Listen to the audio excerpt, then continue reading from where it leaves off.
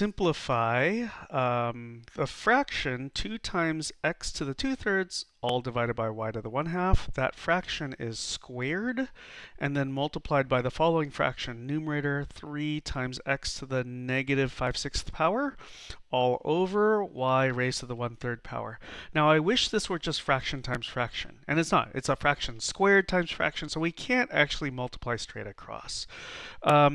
I will try to point out how there's a couple different ways people can do this question, but really the first thing we're going to have to do is take care of this square. I'm going to actually go ahead and show all the steps. It's easy to want to take some shortcuts here, and I think certain shortcuts may be allowable, but I just want to talk through that there is a formula that says if you have, and if I can write off to the side here, a over b, you have a fraction raised, whoops, here, let's see, you have a fraction, a over b, raised to a power, then the exponent can be applied to the top and bottom separately. So I'd like to do that and apply this exponent to the top, but the top itself is kind of messy. It's not just x or just 2/3.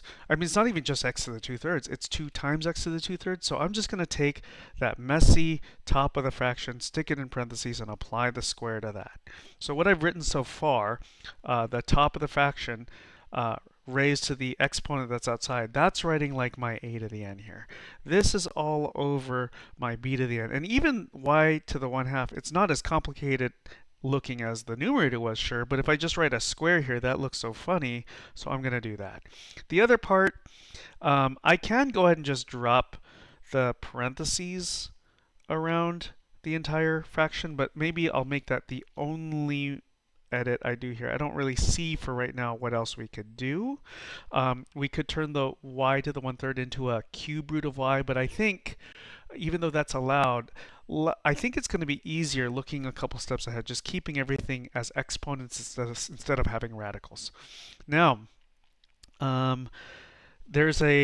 just as there's a formula for when you divide two things and that's raised to an exponent, there's also for when you multiply two things raised to an exponent, you get to apply the exponent to each of the pieces. As long as it's multiplication, right where my mouse is. If it's an addition, this kind of thing doesn't work. But here we do have a times. So let's have a 2, this 2 squared, and then x to the 2/3. That's also kind of messy, so let's do that in parentheses squared. And in the denominator, well, we could do something right in this step, but I'm actually going to wait to do a thing until the next step for a reason. Now, the rest of this fraction I'm copying. Now, even back here, instead of so this second expression right here, instead of doing what I did going down, somebody else would have said, oh, you finally took care of having a fraction squared first, so can I multiply across like this times this? You could. That's also totally allowed. So just to point that out, somebody who does that might write 2x to the 2/3 quantity squared times, with or without a times dot, 3x to the negative 5/6 all over y to the 1/2 quantity squared times y to the 1/3. That is one way to proceed, and it is no better or no worse than what I was doing here. Here, though, let me go ahead and kind of continue this way, and then I'll just point out how this really ends up being kind of the same stuff. So here, 2 squared is 4. We get to multiply the exponents, so 2/3 times 2 over 1 is 4 over 3, so this is x to the 4/3 in the denominator. Here we get to multiply the exponents, so 1/2 times 2 over 1 is just a 1, so this is a y to the 1, or just a y. And then I don't know, I do a multiplication dot here, 3x to the power negative 5/6 all over y to the 1/3.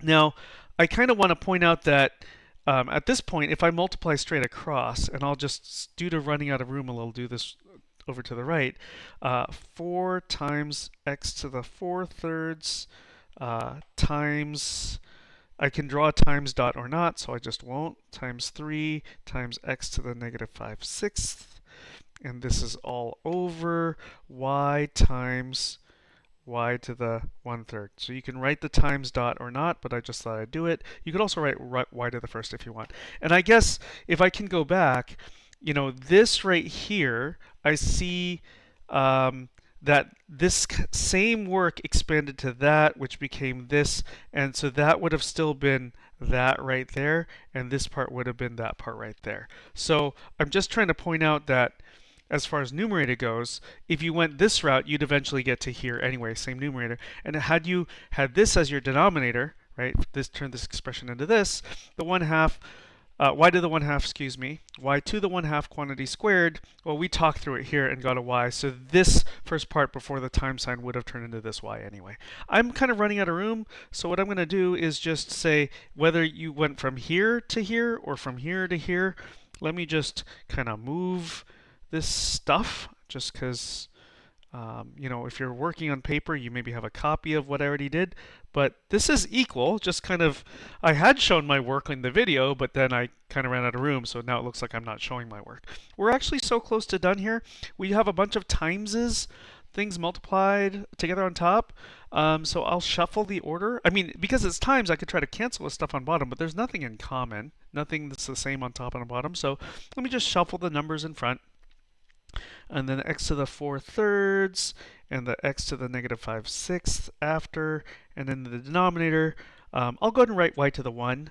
You don't have to, but I'm just doing that to prep for the next step, and then y to the 1/3. The easy part here is taking care of the 4 times 3, right? So that's just going to be 12.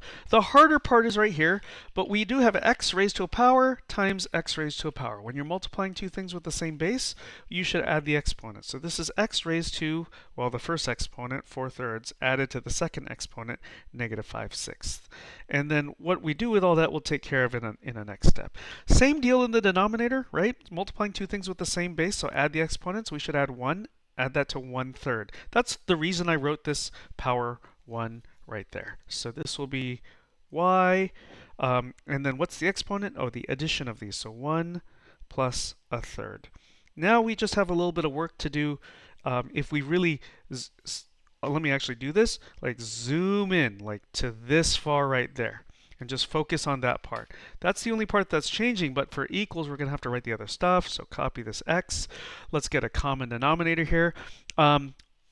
Some people see the 6 and say times by 6 on top and bottom here. I would try to suggest against that because it's going to grow the size of things.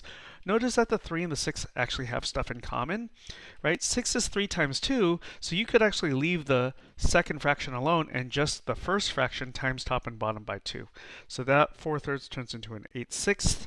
And whether you write plus -5/6 or you write -5/6, either way works. In the denominator, same deal. This 1, let me erase that and rewrite that as a 1/1.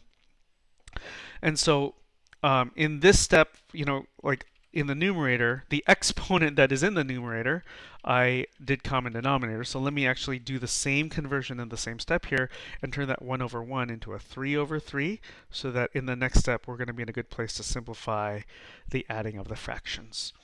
Okay, now as essentially the last step here, 12x to the power, let's see, 8 minus 5 is a 3, so 3 over denominator 6. And then in the denominator of the big fraction, y to the, let's see, add 3 plus 1 is 4, so 4/3. 4/3. There's not too much else to do for this problem other than okay, big old fraction bar, just reduce that 3/6 to a 1/2. So 12 times x to the 1/2 power all over y to the 4/3 power. This is probably quite all right as a final answer, to be really honest.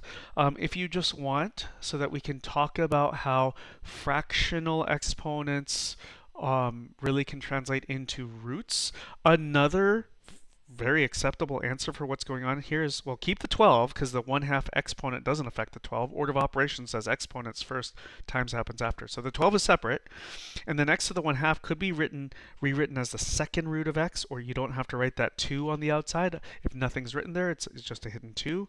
And then this is all over. Another way to write y to the 4/3 is the cube root of y to the 4th. But to be honest with you, this here is probably just plenty good as a final answer, as is that.